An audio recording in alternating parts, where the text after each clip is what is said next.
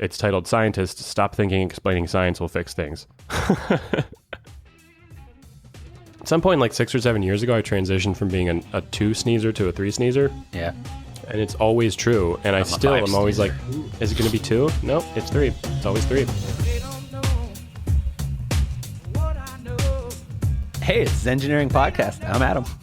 I'm Brian. Welcome back to another hang. Oh, hell yeah. Thanks for joining us. And thanks, as always, to our Patreon backers that throw us as little as $1 an episode to help keep this thing going. If you want to check that out, you go to patreon.com/zengineeringpod, or just go to zengineeringpodcast.com, where all of the links will appear for your viewing and clicking pleasure. It's as well as magic. our episodes. Oh, so what's up, man? We're nervous. I'm nervous for this one. I'm not nervous. I feel out of practice. Like, we haven't done this in 4 or 5 weeks or something. I feel like I do notice that I go into a tiny bit of a character when we start. I can feel my headspace shift. I'm like a little more happy. It's the stoke. We got to have the stoke. The stoke's so important. It's so important with everything, because I think you and I do a really good job at the beginning of our episodes of like really bitching and complaining to each other. And then we kind of work through that. We're like, God, why are you being so negative? Like, cheer up, bro. And then we find the couple things in the conversation that were exciting, and then we talk about them, and then we share them with our beautiful listeners. I feel like I just moved. So I feel like, for one, I should apologize because I don't have any of the things on my wall that usually dampen some sound. So I think it'll be okay. But if I do sound like I'm in a cavern, I apologize. I haven't had a tour of the new room yet, your new office. So it kind of just looks like you moved to the other side of it. So as we're recording this, the global, I guess not as we're recording this because time zones, but at least in Los Angeles and Washington, D.C., the March for Science is currently going on. Da-da-da. March for Science. And we were talking before we started rolling about how we kind of feel bad because we're not there. And we're doing a podcast that purports to talk about science. I felt really dumb 2 days ago when I first realized that there was a March for Science happening this weekend. And then we discussed getting together to go to it, and do some recording and interview people. But it turns out that was harder to do than we were hoping for. I signed up for it a long time ago. It's almost the problem where I feel like the science folk were too organized. Because they were like, let's get it together. We need an email list. We need this. We need that. And I signed up for all the things and then forgot about it. That's not true. I didn't completely forget about it. But this was the only weekend we could do the move stuff. And so that directly personal event consumed my time. So then that turned into a conversation about, so then if I've got the 2 hours to maybe do a session to record an episode, like, what's a better way to use the time if what's important to us is science? Going to this march or recording an episode to put on the internet for thousands of future generations to learn from, and our hundreds of listeners, millions of listeners, millions of potential listeners, millions of potential listeners. There you go. So what do you make of the March for Science? Well, you know, why are we here not there if we had the time? We talked about this for a little while earlier, and we were trying to figure out. I have a different like gut reaction to March for Science versus other forms. You're so tactfully trying to explain what you, when we were talking about this off mic, described as, because fucking Bill Nye. I didn't know we were going to get after Bill Nye so soon. Well, I was kind of joking off mic with that. I do have, I often reel a little bit from the way he makes comments. Bill Nye's great guy, great science communicator. Maybe not a great guy. I don't know him personally. Well, and I think you just said it, and this is where I think it's relevant, right? Is to talk about the purpose of the march for me and why His I'm like, march. He's like right, one of the he's headliners. largely organized. Bill Nye's headlining today. For sure. Coachella's been drained because everyone's seeing Bill Nye play live. Isn't there a weekend of Coachella this weekend too? I think so. I think there is. I wonder if there's a conflict. That's poor planning by the scientists. Now all the cool people can't come. Obviously, Coachella was overlooked by the science community. But I think you said it right there, though. But that's not true. I've known about Coachella for weeks, and I don't even like big festivals. Where the march falls into the conversation for us, I think kicks back on like why the value of going to the march versus doing this podcast, I think is relevant, is because of what you were just saying, which is science communication, right? You said he's a science communicator. And so it becomes this question of, is my time better spent going to this march and supporting kind of what it's about, or working to try to communicate the complex things that science tends to cover to people that might not understand it, or might be afraid of science, or might not know how to contextualize science in their universe of decision making and how to lead their life, which is what it comes down to, right? Like, that's where science is going to run into most people's lives. What should I eat? What paint should I put on my walls? So if I feel like the place to start maybe is not yet the march, but to break down the idea of science communication, which is us. I feel like we're definitely on the lesser, more amateur side of science communication, for sure. But I do feel like we slot in there. Our reach is, I think our insight is top notch.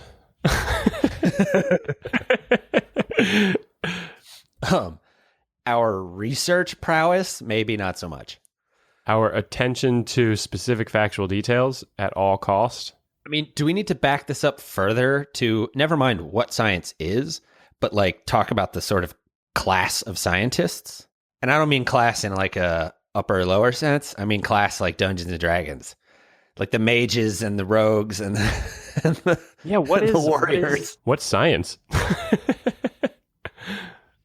I feel like that's too far back. What are scientists?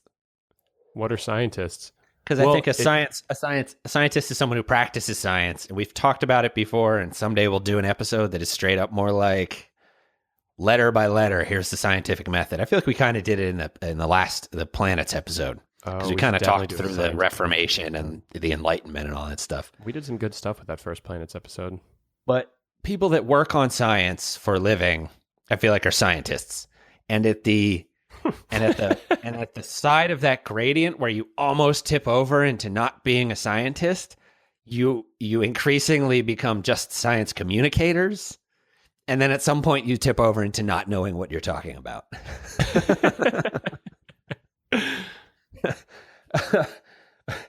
But so, well, that kicks back. What made me think that is when we were talking about research, right? Because there are researchers, which is different from what I think people probably envision when you say scientist, which is like a dude with gloves in a lab coat with beakers in front of him, like doing what they would call bench work. Scientists would call bench work. When I picture a scientist, I picture a white lab coat and someone doing chemistry experiments at a laboratory desk. And that's a disservice, I think, right? Like a lot of this kicks back on what you're saying about science and access to science at some point, which is like the fact of that weird esoteric vision for what a scientist is probably a broad disservice to science at large. For sure. I think a lot of people, I mean, there aren't a lot of there aren't a lot of jobs that are like pure scientists. Like people doing, it tends to be a very academic pursuit, and even in industry. Right. So, because an engineer, I feel like people slot in there. You've got all the different branches of science, chemistry, biology, whatever. But there are people doing experiments. I think there are people researching previous experiments. Yeah. and then there are people talking about all of this shit. Right? Well, like I'm trying to break it down to just 3 or 4 slots, right? What made me think of that was when we said research. We don't research very heavily, but we listen to people who all they do is research. And then we use that to distill ideas about how you apply that to your life, more so than let me explain more science to you again. well, the idea of research really just comes down to you're testing things to prove things or optimize things or answer questions. Like everyone's doing science all day long,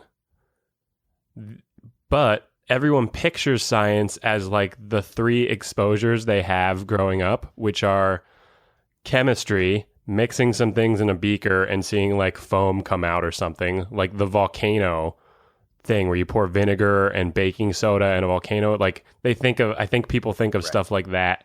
And then they think of like physics Like class. fun You're a experiments scientist if you're to do on the weekend. fun experiments or nerds doing math at a chalkboard. Right. The one of the interesting things that's happened with modern science, I think, is that it's gotten away from the like easily approachable fun stuff because someone already went out and like categorized all the birds. You know, someone else, like some other lady, got to hang out with the apes and study them for a long time. And so now science has been in the modern era, like the science jobs that are available for the most part are like crunch numbers on some really specific, esoteric, invisible thing. Much like most of the stuff we talk about here, it's been digitized. It's been microscopized. It's tiny.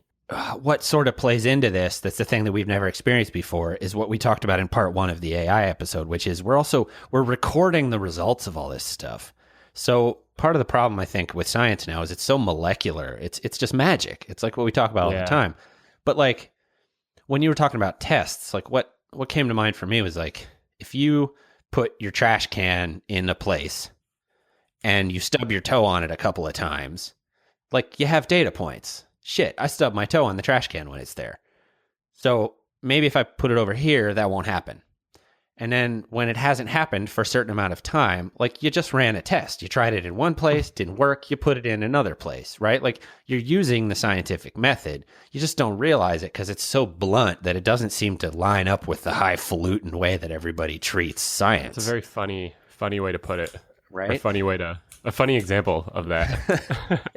But you were saying what is the optimal tests, place right? for a trash can? Like people use tests all the time. They just don't think of it that way. And so maybe what you're trying to chase down is like, rather than it's hard to realize you've achieved the level of science if you haven't studied science, but people are doing it constantly when they just make a decision that one thing is better than another based on X. That is an experiment.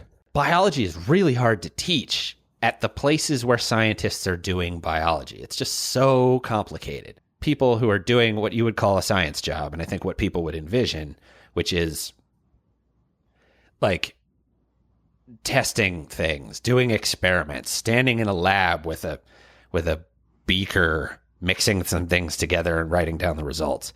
But then there's this whole other subset of people that just look up old results and really aggressively compare them to other results and try to come up with like meta-analysis and trend data and things that say, based on all these tests, here's what you should do.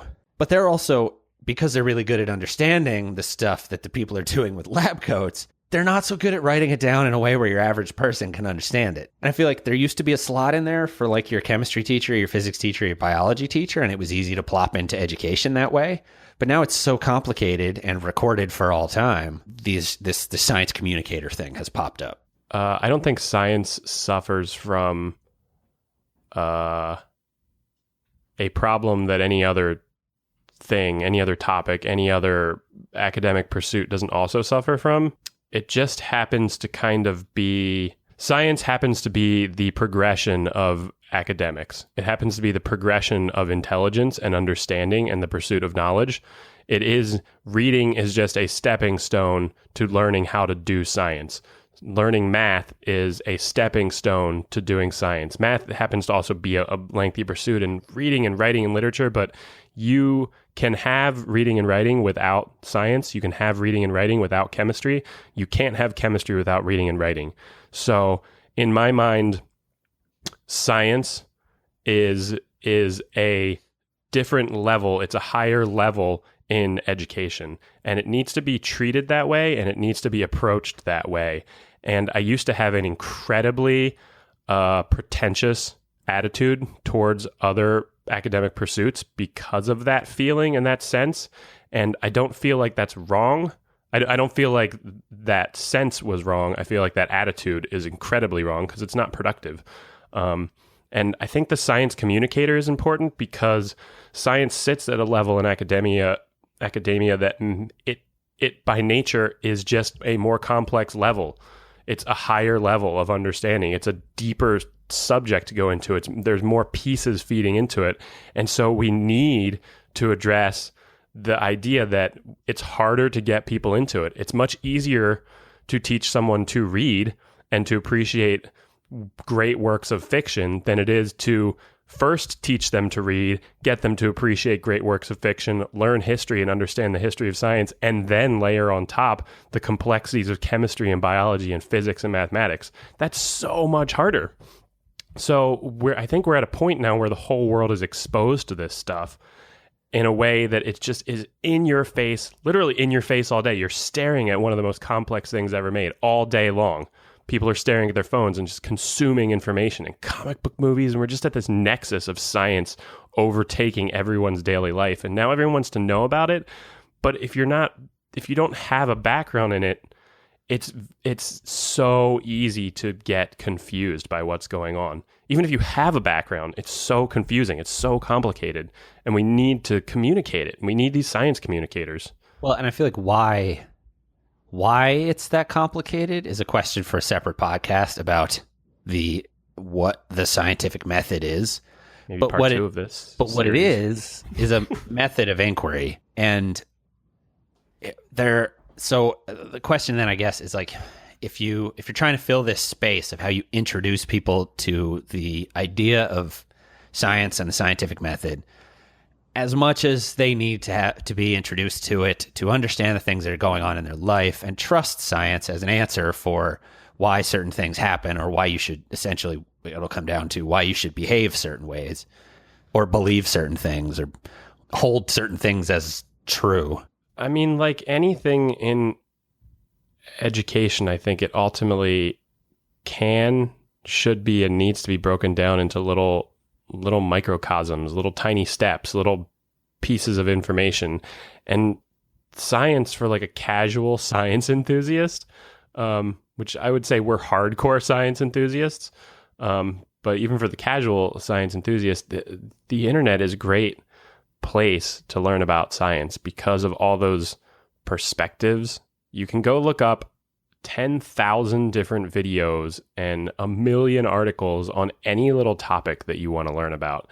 And it's interesting when you do scientific research is not, when you do research about science on the internet, you realize quickly how complicated it is, because you'll watch 10 videos and they'll all subtly disagree with each other on little aspects of what they're talking about. And then you'll go read articles and people will be arguing over what's right and wrong on again, little minutia of the point. And that's what makes it so interesting, because it's so complicated, and the level, it just never ceases to be an endless source of questions. No matter what you're asking about in science, it just gets deeper and deeper and deeper. And so at some point, you don't need to understand that stuff to apply it to your life. And I think the slot where we fall, and a lot of science, what I think you would think of as science communicators, the listeners, I mean, the Bill Nyes, the Neil deGrasse Tysons, the Mythbusters, like, they're all implicitly picking a cutoff beyond which it's not important for you to understand what's happening, because it's too complicated. Here's the point I'm trying to make about how to lead your life. Here's what you need to understand. I think that perspective is maybe that's where I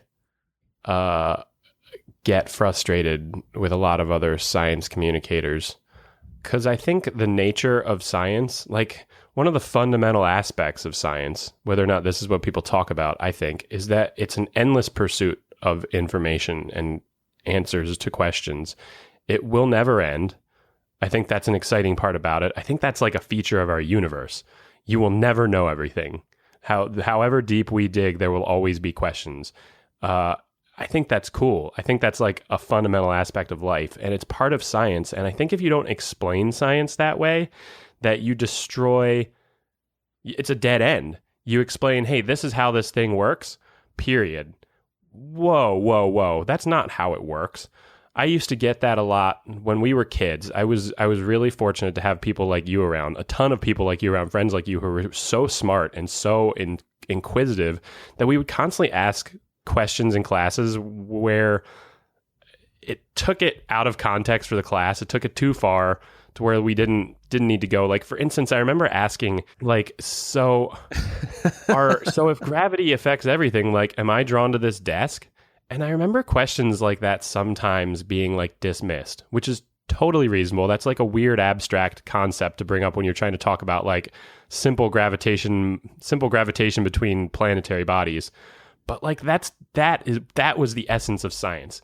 If the teacher had said, you know what, fuck the course plan, we're going to talk about the philosophy of you being, what does it mean that you're drawn to that desk and that desk is drawn to you? Let's dig into that. Like, that's science. That's the excitement. That's the thrill behind it. It's those questions that you get to chase that aren't applicable to the test the next day, because testing sucks in its own right, and we'll have an episode on that. But that thrill, that pursuit of gold coins, that pursuit of answers and the pursuit of more questions is what makes it so exciting and so fun. Coin. Giving answers to people is boring. Presenting questions to people is exciting. What I think is interesting is that there's this, like, it's all over YouTube. It's always been on television as long as I've remembered. Like, we had Bill Nye, we had like Beekman's World, and then Mythbusters. Like, I think of all of those shows as science communication shows, and they're sort of about thinking in sciencey ways, or here's cool science things you can do. That's that brings us back to the topic at hand a little bit here with the March for Science. I think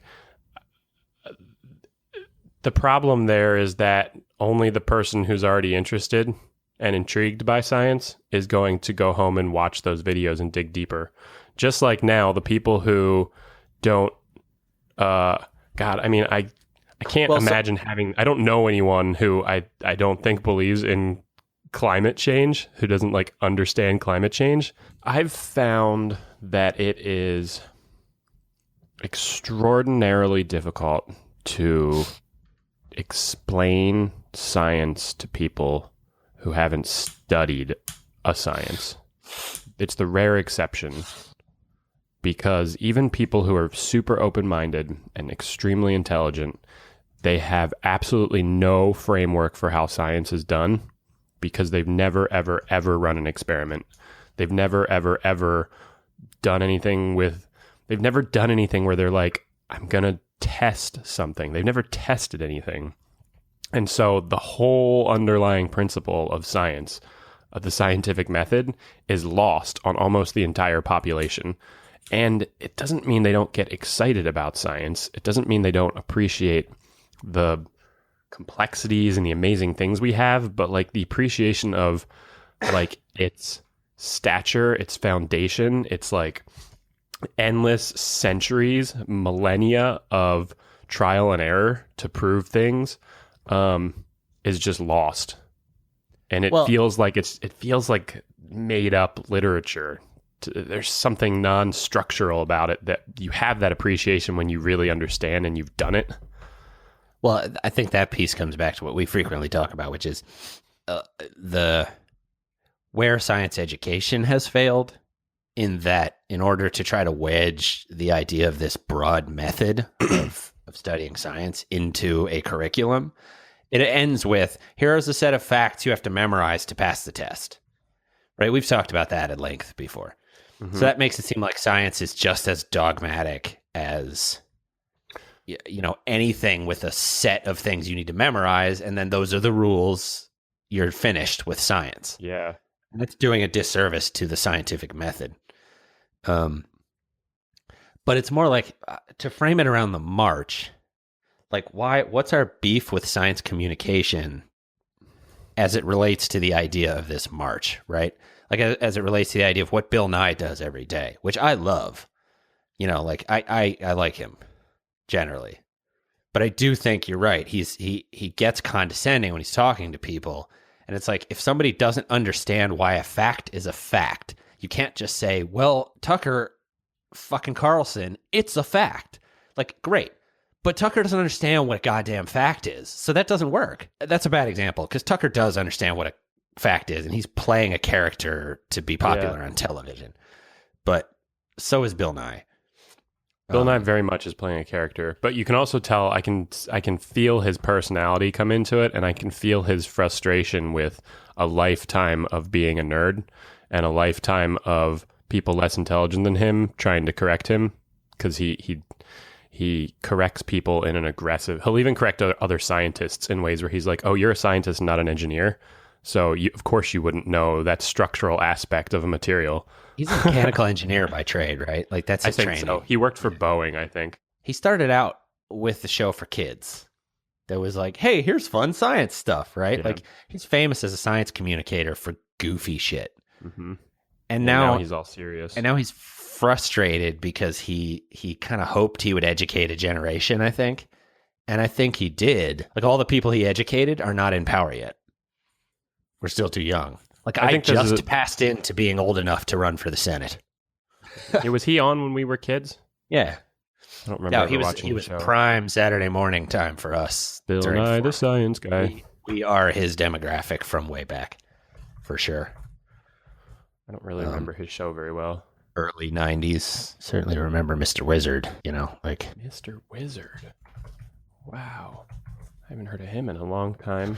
I can't even picture that guy. Man, he was doing science shows back when it was black and white. I appreciate the name Mr. Wizard, though. It sort of acknowledges the mystical component of... I think that's an important part. I think that's a piece that Bill Nye misses on. He doesn't acknowledge the magic of it, and people will actually say that, and he'll fight it. It's not magic. It's science. This is how it works. It's kind of magic, bro. Does it... You're not actually, all the things that we can do these days that are Marvel superhero capabilities, we couldn't do those before science. And that's definitely the intro drop right there. That's magic, bro. No, but I do think that's important though, because those two spaces I think are the intersection, like where we try to dwell, which is to acknowledge that it's on some level science just seems like magic. It's really cool because if you want to tag along with us or you want to go to other podcasts that we can refer you to, we can continue to explain it at a more and more granular level. But even eventually we get to a point where they're like, past that, magic. It's magic. Sure. We don't know. And that's the exciting part of science is admitting that you don't know something. Why do we have to know everything? And this is the thing where I think it clashes with religion, because religion says the answer is have faith that this magical thing is in charge of it, and if you don't, you're failing. Whereas science just acknowledges that we don't know and says keep exploring because maybe someday we could. Let's back it up to like the purpose of the March for Science. I think more broadly, like what's the message of this gathering? What are we supposed to be proving by saying 500,000 people showed up for this? Here, I'll tell you, I'll read you their headline on their mission. The March for Science champions robustly funded and publicly communicated science as a pillar of human freedom and prosperity. We unite as a diverse, nonpartisan group to call for science that upholds the common good and for political leaders and policymakers to enact evidence-based policies in the public interest. So, essentially... Fund us and stop making decisions that are based on your gut reaction. And that's a deep mission statement to discuss because there are flaws in a lot of those things. We hit up against science not being able to answer big questions all the time, and that's super relevant to policy making.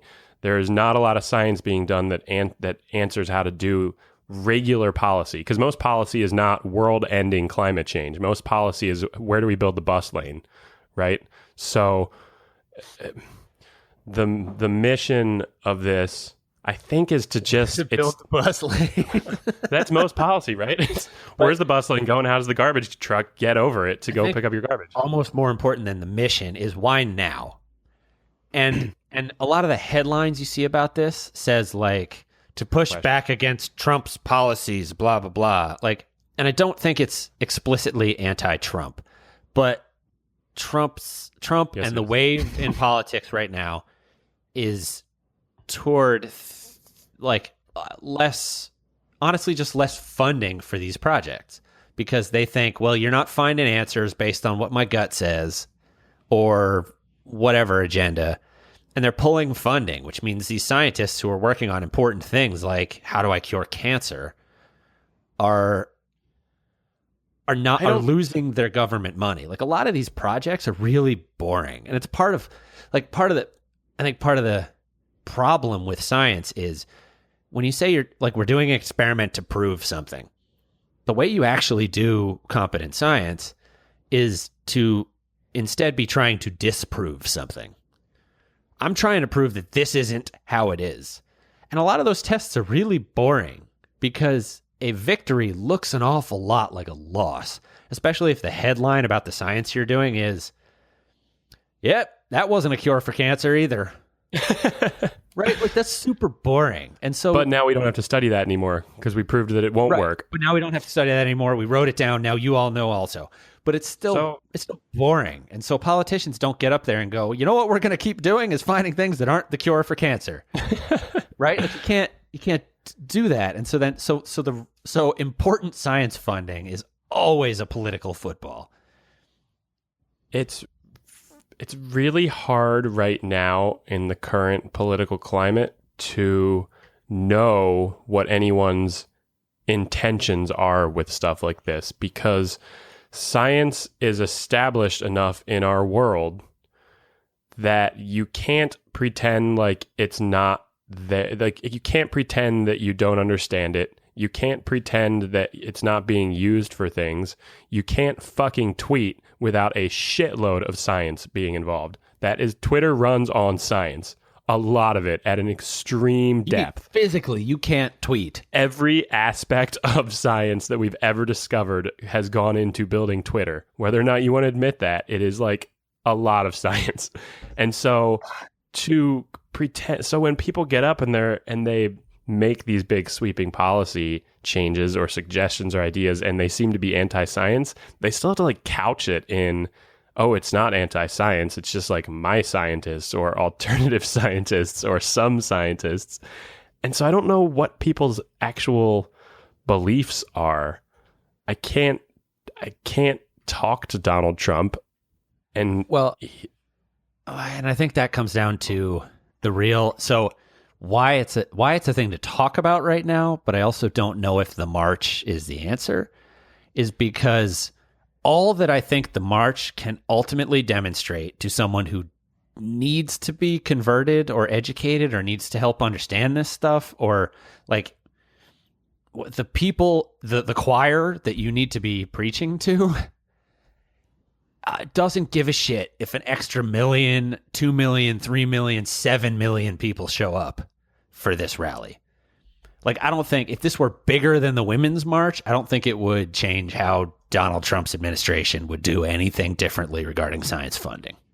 This is a great point that you're bringing up, and it's something we talked about before this. I'm very concerned. I'm excited to see news coverage and stuff, and I'm bummed that I didn't go to this, but because I don't think, I mean, not in recent years, there haven't been, I can't think of a time where science, like an abstract thing, is marching, right? I think of marches as things that people do for themselves. It's like, I am a black man marching on Washington for social justice. Science is like an abstract concept. It can't march. So you have these representatives there. And I have a deep I have a deep concern that the March for Science is just a bunch of eggheads in white lab coats, which is going to come across extraordinarily pretentious to the rest of the world. Right. Because it's very expensive, very difficult to become a scientist, and most people don't unless their parents are scientists. Right. But that relates to the importance of communication, right? Because I think that like Bill Nye's mission is to cut out that privilege piece. If you can watch TV, you can learn about science in his world. Like my extra person at this march doesn't do as much as this conversation will right now existing on the internet for people to listen to, and as the money that I give to various organizations to pay for science to happen is. Like if every single person that was going to go to this march today instead just gave $10 to the right place, that would have a much greater impact than whatever the fuck is going to happen today. I would agree with that. Maybe more than $10. Yeah, you'd have to give a lot more than $10 probably. But I'm with you. Our dollars are our votes. And so I think part of that impact has to do with the audience you're trying to reach. But then I think it's also what you're talking about, right? There's going to be a bunch of speakers today, and those speakers are going to be live broadcasted. They're going to sound pretentious, and they're going to sound smug. The problem is not trying to explain science to people. The problem is trying to explain science to people smugly. Anything explained to me smugly, I'm like, fuck off. I don't have time for this. Even if in the back of my mind, I know you're right. If you're wearing a lab coat, honestly, in today's, I mean, if you're dressed too nicely, you're going to come across as smug. Yeah. Just be a normal fucking person. And it's going to sound like, these are facts, and people need to listen to our facts. And that doesn't mean anything to the people that are over there going, I don't agree. Like, science has a huge, huge problem right now. And its problem is just that the world is very complicated. And I think for a long time, science has been presented as fact. And we have a culture now that expects science to give us all the answers because it has given us tremendous things, right? I mean, I always use the iPhone as an example. I don't think most people appreciate how fucking absurd an iPhone is in terms of the technology that's in it, but magical, how magical it is. I mean, right? It's like, it's coming back to that same thing where, I mean, I think it's a great example for the thing that we're up against, which is the complexity of science. But to the march and to your beef with Bill Nye. Science has a huge problem because of its complexity, and when it's not presented in a way that is welcoming, it is very easy to turn people off. Because most people get turned off to science when they're young because it's really fucking hard. It's hard to do the math. It's hard to understand how the physics of a car going on a ramp works. It's hard to understand the chemistry of like your cellular activity. And so I occasionally catch a lot of patronizing comments from science communicators. And I get a little bit of attitude from Bill Nye when he's talking sometimes. And he's a very accomplished engineer.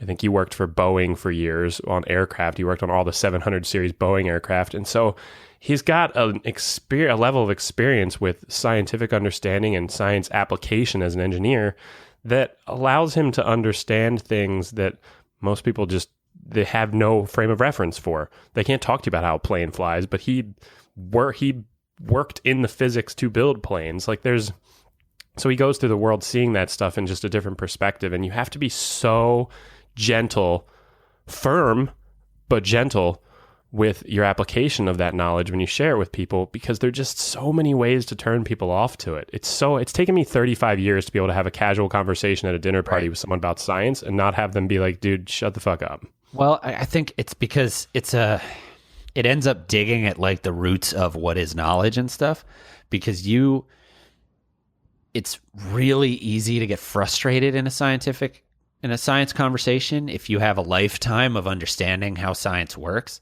because through the methodology, you have a particular understanding and a particular belief and a particular trust in the truth of what you're saying. And it's so ingrained and so secure because of the nature of the scientific method. When you're talking to somebody, like it's really easy to just sort of feel like, you understand what you're saying if you understand the science behind a thing to a certain, to whatever degree relative to the topic. Somebody like Bill Nye, when he's talking about how climate change works or how the wing on an airplane works, like the steadfastness with which he holds that belief surpasses religion. And so when you're talking about how staunchly Really someone that comment. really, really believes religion, like, or has faith in their religion, you're having this problem. Like I think part of what you have to realize is the people that I think we're struggling to, what causes the misunderstanding when it comes to science is such a weird, deep philosophical level question that like you really, it's hard as someone that understands science not be frustrated with essentially the pace that you need to move in order to get someone on board with believing in, say, climate change the way that you do as a scientist. And currently, we try to overpower them by saying, hey, more scientists believe this.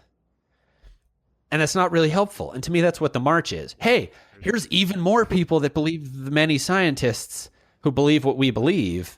But the people that you need to believe in climate change, so they'll change the way they vote or they'll change the way that they talk to people, are still just going, great, I don't care. Yeah, I don't think, as much as we're talking right now about the problem with science being that it's complicated, and I think those are problems but those are not the problem that's facing the world. That problem is more like, how do we get more kids to study science because it's a great opportunity, it's interesting, it's amazing, it's magical to people who have found that. The bigger problem right now has absolutely nothing to do with that. The problem is just two-sided, bipartisan, angry, aggressive separation of humanity by angry, aggressive people. And well, and I guess what I'm trying to catch up with here is how to go into the world and think scientifically, apply the scientific method, talk to people scientifically, while not being the smug, like Bill Nye yelling at Tucker Carlson on CNN is not helping anything, I don't think. Because to the people that agree with Bill Nye, they're going, yeah, he's defending us. And the people that don't, they're going, oh, fuck that guy. He's such an asshole. So, like, what can you learn from that to carry into your life if you want to apply the kind of stuff that we talk about with engineering and continue to have excitement about the stuff that because I think that's what it comes down to me. Like, I'm super fired up about this stuff, and I love to talk to other people that are curious about it and want to take part in the curiosity that science promotes. But you don't want to shut it down for them in a way that you bump up against the thing where it's like, oh, that fun conversation just died because I didn't approach it with the right mindset, I guess.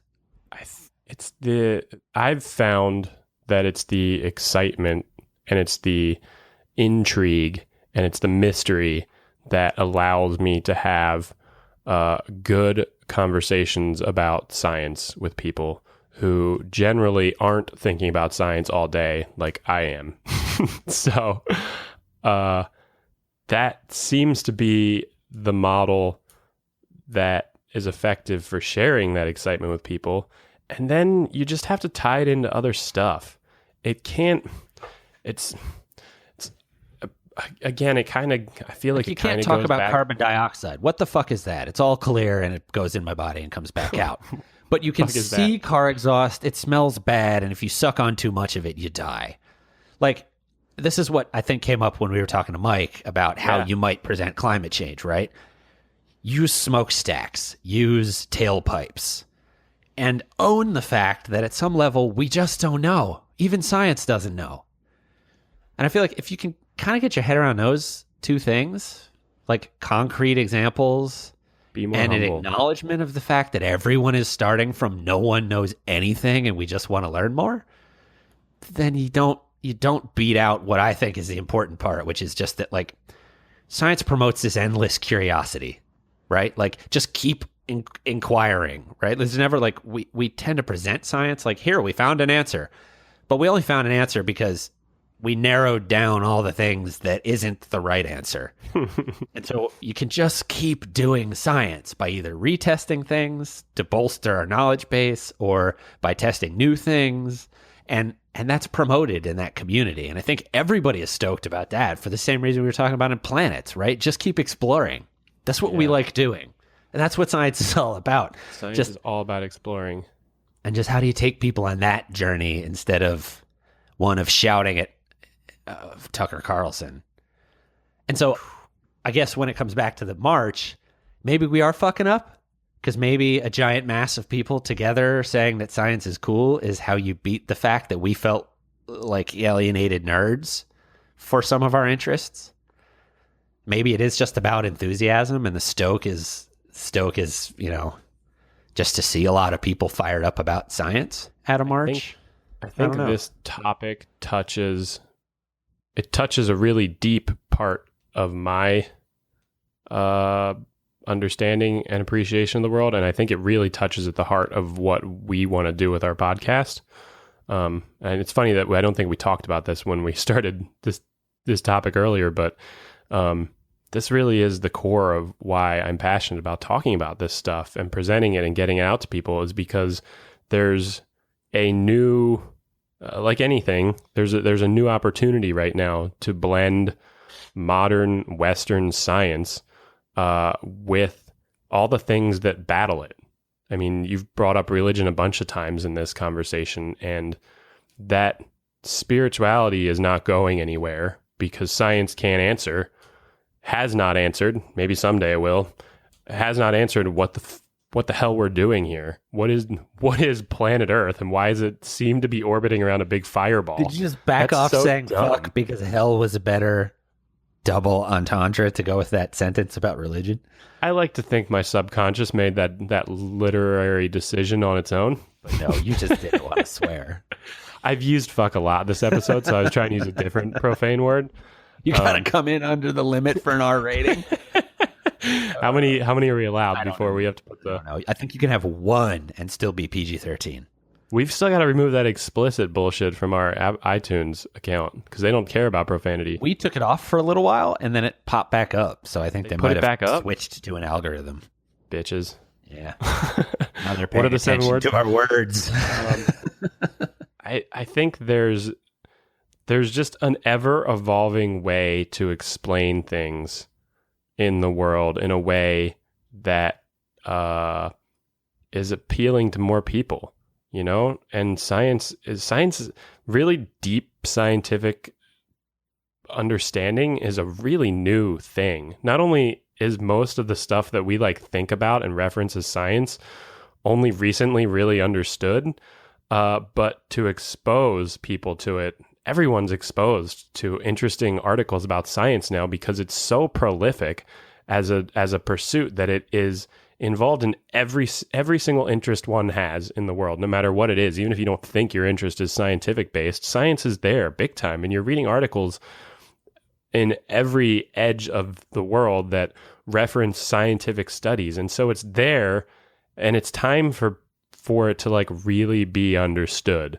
It's time for it to become a deeply philosophical pursuit in people's lives to understand and appreciate science, because science is not just facts that I'm barfing at you, because science has evolved. If you go back 100 years, everything that we think is right now, most of it was different 100 years ago. And 100 years from now, a whole lot of the stuff we think is right will be wrong. Newton is still held up as one of the greatest scientists of all time, and he is for all the things he discovered, but most of the stuff that he discovered, a lot of the stuff that he wrote down that we believed was true forever is not really true when you go a little deeper. It still is a great approximation. It's still taught. It's still important. It's still foundational, but it's not really right. It's wrong. We went further. We went deeper, and it changed. It's weird, and it'll always be that way. And I guess I feel like the answer, instead of a march, is to have stoked, curious conversation with people that potentially don't understand everything you were just saying, versus what I think the march achieves, which is just to try to show mass approval for science. Yeah. But also, it's a lot of work to go downtown, make a sign and walk a few blocks. Oh man. So,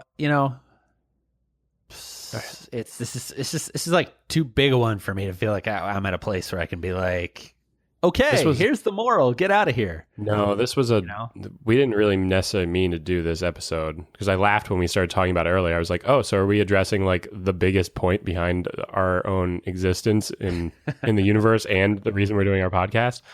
Are we addressing religion versus science right now? Which I want to do in 100-part episode. I feel like that's the nexus where we exist as a podcast and kind of where you and I try to exist as people.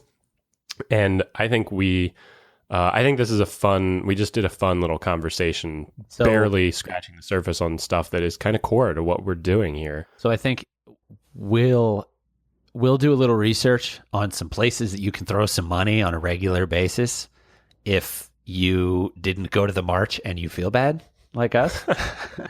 I think I've certainly made the case for that as a better option anyway.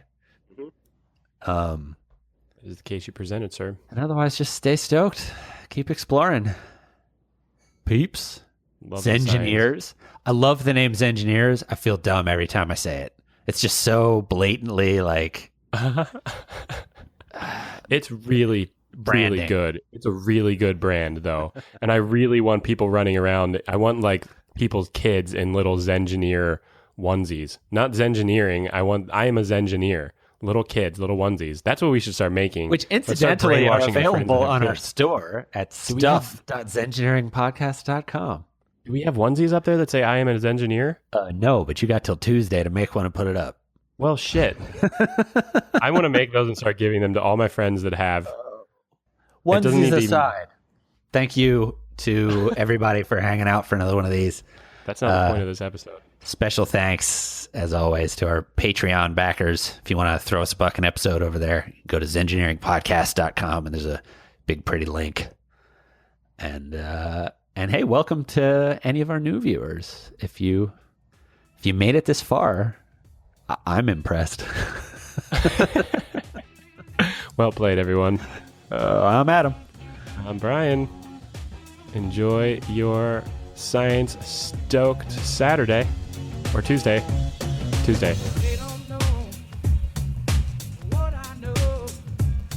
Science stoked. Is there a shirt in there? Saturday Science Stoke. Saturday Science stoked? Science Saturday. So many S words. Shit. So many swords. Shit. Oh, man.